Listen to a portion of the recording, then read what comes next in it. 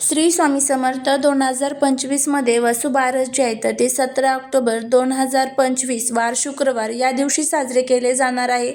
या दिवशी आपण आपल्या गायींची पूजा जी आहे तर ते करत असतो.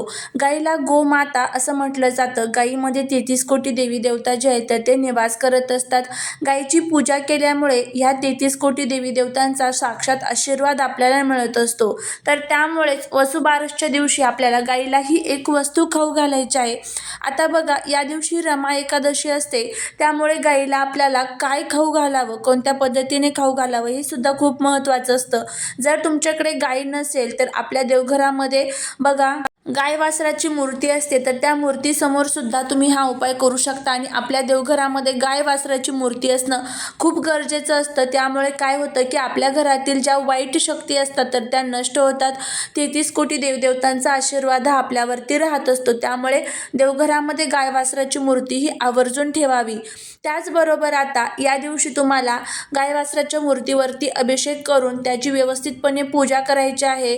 आणि सेपरेट पूजा देखील तुम्ही मांडू शकता. गायीला हळदी कुंकू अक्षदा अर्पण करायचं आहे. गायीला आपण कामधेनू या नावाने देखील ओळखत असतो. आणि गायीची उत्पत्ती जी आहे तर ती समुद्र मंथनामधून झालेली आहे. आता बघा, रमा एकादशीच्या दिवशी गायीचा सुद्धा उपवास असतो असं म्हटलं जातं. आणि त्यामुळे तुम्हाला काय करायचं आहे तर ज्या दिवशी तुम्ही गायीची एकादशीला पूजा करणार आहात वसुबारसच्या दिवशी हळदी कुंकू अक्षदा घेऊन गायीजवळ जायचं आहे. किंवा देवघरातील जी गायीची मूर्ती आहे तर तिला हळदी कुंकू अक्षदा लावायचं आहे.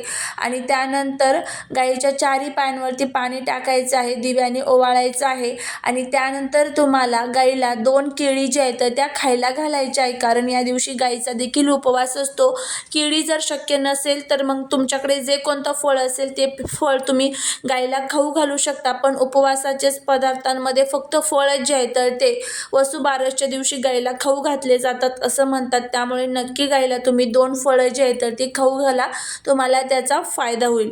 झालेली सेवा ही महाराजांच्या चरणी रुजू करते. जर तुम्हाला हा व्हिडिओ आवडला तर कमेंटमध्ये श्री स्वामी समर्थ लिहायला विसरू नका. श्री स्वामी समर्थ.